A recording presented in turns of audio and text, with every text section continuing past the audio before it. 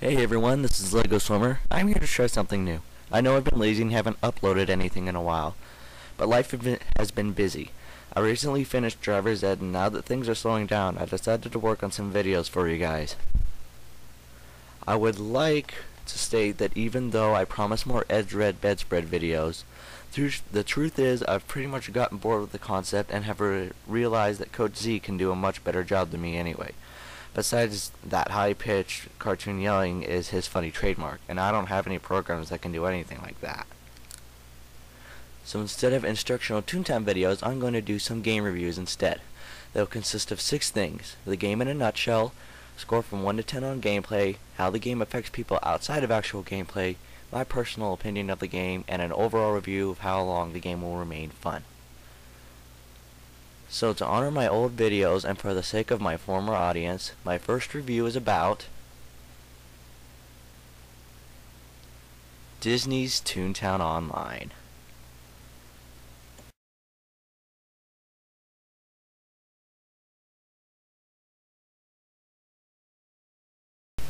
Disney's Toontown Online is an online multiplayer kids game in which you get to customize your toon and help them live out their lives.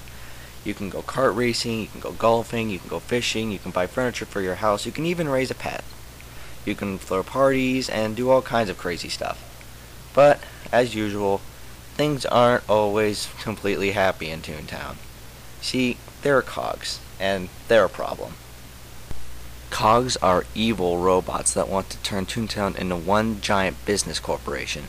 Kinda like real-life people in an ironic way. They have nasty attacks, always wear really ugly suits, and always stomping around, taking over buildings and building factories, mints, and other hazardous areas for toons. But Toontown is not without hope. The toon's favorite weapon of choice against the cogs is a gag. Now, gags come in multiple classes. Some heal other toons, some are traps, some are real basic, and some will even stun cogs so that they don't attack for a period of turns. Now, we're not going to go through all of the different gags now because this is just the in a nutshell segment. But I will tell you that a majority of them are fun, especially drop, when you get to drop entire pianos on top of cogs, which never gets old. Also, toons have learned to capture cogs and use their suits to sneak into their HQs and defeat their bosses. Their bosses include the Vice President, the Chief Financial Officer, the Chief Justice, and the Chief Executive Officer. There's a rumor going around that eventually they're going to release a Chairman boss. It is yet to be seen on whether this is true or not, but it does seem like something that'll happen, especially after what the CEO says when you defeat him.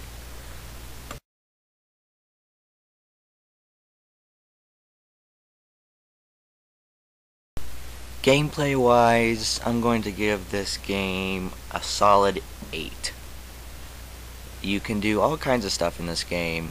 Mini games, it's got its combat, it's got simple things as taking care of a pet. It's also a very social game where you can talk to other people. You can do a lot of stuff in this game, and honestly, it's pretty fun for the most part. So yeah, solid 8.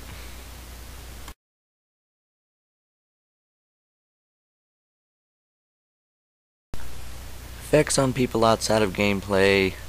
Now that's a little tricky because, believe it or not, Toontown has its own set of politics. There are multiple clans that are large groups of toons. They are generally all created with the same colors or sometimes the same animals.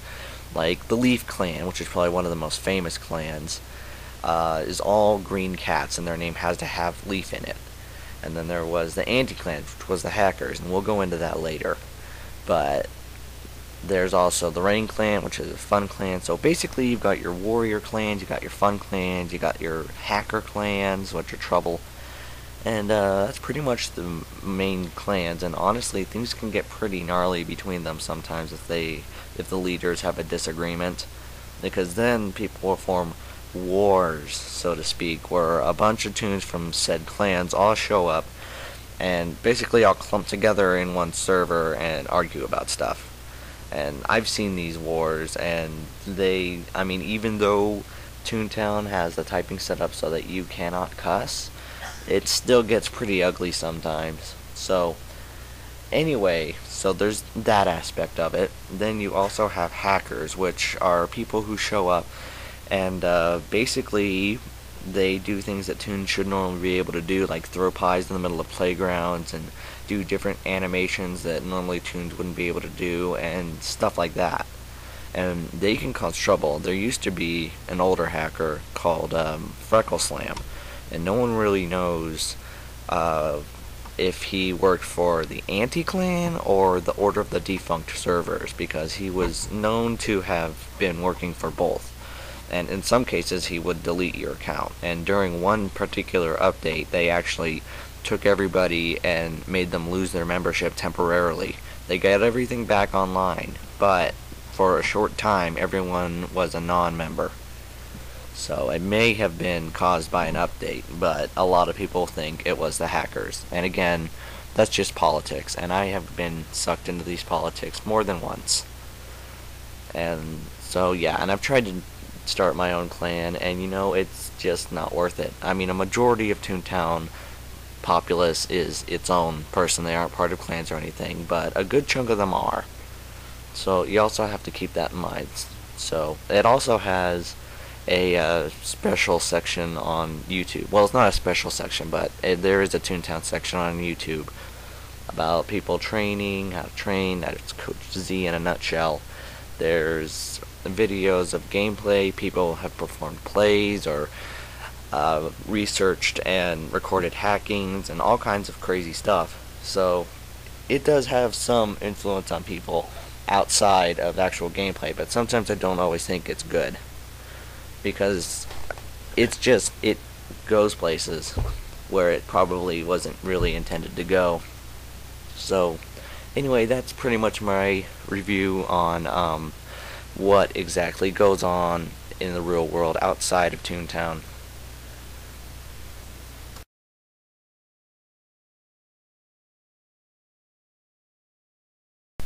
In my humble opinion, Disney's Toontown Online is a fun multiplayer game which you should at least try.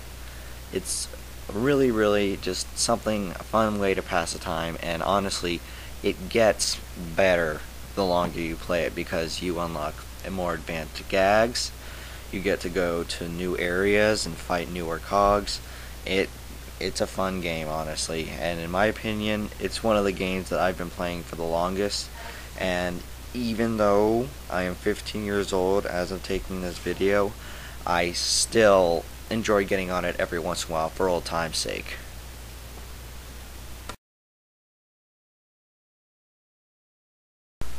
Overall, I think I'm going to give the game a final rating of 8 out of 10, which is, you know, pretty good.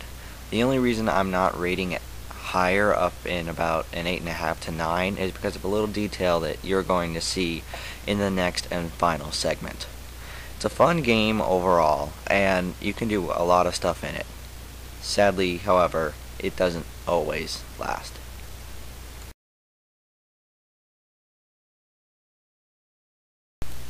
Toontown is a fun game, and you can get some good times out of it for at least a year or more.